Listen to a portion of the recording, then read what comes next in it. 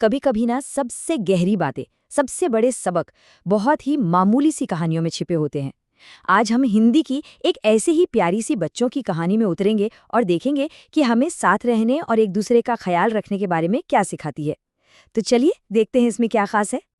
तो कहानी की शुरुआत होती है एक बहुत ही आम से लेकिन इर्द गिर्द जादुई से सीन के साथ, एक बारिश का दिन। देखते हैं कि इस बारिश में ऐसा क्या है। कहानी इन दो खूबसूरत शब्दों से शुरू होती है, झमाझम बारिश। मतलब इन शब्दों को सुनकर ही बारिश की बूंदों की आवाज कानों में गूंजने लगती है ना। तो कहानी सुनाने वाला और उसका दोस्त सलीम दोनों एक छाते के नीचे बड़े आराम से खड़े हैं, बारिश से बचे हुए। और यहीं से कहानी में मजा आना शुरू होता है।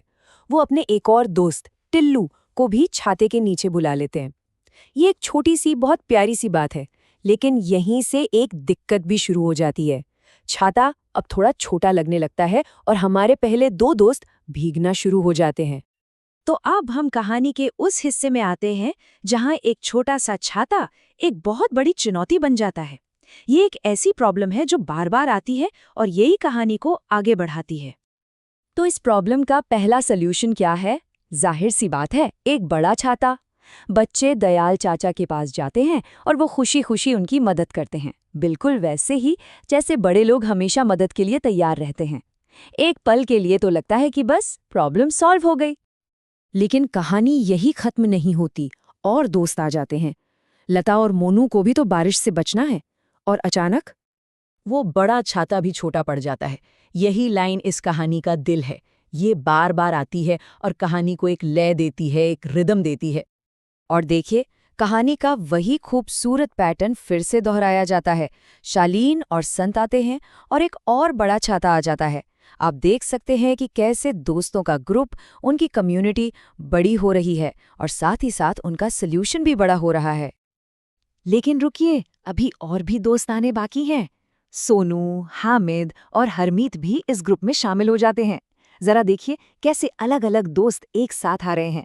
अब तो छाते के नीचे बच्चों का एक पूरा मेला लग गया है। और यही कहानी अपने क्लाइमैक्स पर पहुंचती है। अब तो बहुत बड़ा छाता भी छोटा पड़ गया।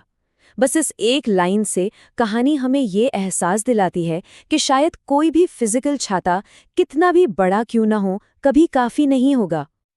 और बस यहीं पर ये साधारण सी कहानी एक बहुत बड़ा मोड़ लेती है। अब ये सिर्फ एक छाते की कहानी नहीं रह जाती, ये एक ऐसा सवाल पूछने वाली है जो हम सबसे जुड़ा है। जरा इस तस्वीर को देखिए। सारे बच्चे एक दूसरे से चिपक कर खड़े हैं और छाता अपनी आखिरी हद तक पहुंच चुका है। अब ये साफ है कि बात सिर्फ बारिश से बचने की नहीं है, बात इस पर आ गई है कि हम सब मिलकर एक दूसरे के लिए जगह कैसे बनाते हैं। और फिर किताब ये बड़ा ही गहरा सवाल पूछती है, क्या सच में कोई इतना बड़ा छाता बना सकता है जिसमें दुनिया के सारे बच्चे समा जाएं? और अचानक ये कहानी बारिश और छाते से हटकर एकजुटता, इंक्लूजन और करुणा के बारे में बन जाती है। तो कहानी तो कमाल की है, लेकिन ये टेक्स्ट बुक यहीं पर नहीं रुकती। अब हम देखेंगे कि कैसे ये किताब बड़े ही मज़ेदार एक्सरसाइजेस के जरिए इन आइडियाज़ को और भी पक्का करती है।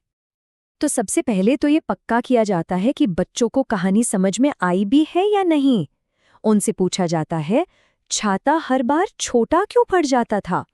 ये सवाल उन्हें कहानी के मेन कॉन्फ्लिक्ट के बारे में सोचने पर मजबूर करता है। अब बात सिर्फ कहानी समझने से आगे बढ़ती है। अगले जो अभ्यास है वो भाषा और खेल के जरिए सीखने को और भी मजेदार बना देते हैं। ये तो बहुत ही शानदार तरीका है। यहाँ देखिए, कहानी में जो बड़ा और छोटा का आइडिया है, उसी को इस्तेमाल करके बच्चों को विलोम शब्द यानी ऑपोजिट वर्ड सिखाए जा रहे हैं। सीखना सीधे कहानी से जुड़ जाता है। अच्छा, भाषा सीखने के बाद अगला अभ्यास बच्चों को कहानी को महसूस करने के लिए कहता है। मतलब अब उनके सेंसरी एक्सपीरियंस को जगाने की बारी है। ये एक बहुत ही प्यारा सा छोटा सा खेल है। बच्चों को अपनी उंगलियों से बारिश की आवाज बनाने के लिए कहा जाता है। इससे वो कहानी के माहौल से शारीरिक तौर पर और सुनने के लेवल पर जुड़ जाते हैं।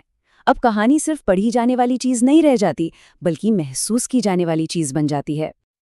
आखिर में ये कहानी हमें यही तो दिखाती है कि सबसे सरल कहानियां ही अक्सर सबसे ज्यादा असरदार होती हैं। असली जादू तो उन सवालों में है जो वो हमारे दिमाग में छोड़ जाती हैं, है ना?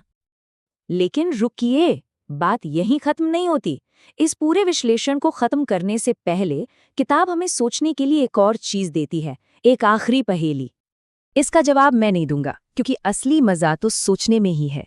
और ये कहानी हमें यही तो सिखाती है कि कभी-कभी जवाब ढूंढने से ज्यादा जरूरी सही सवाल पूछना होता है।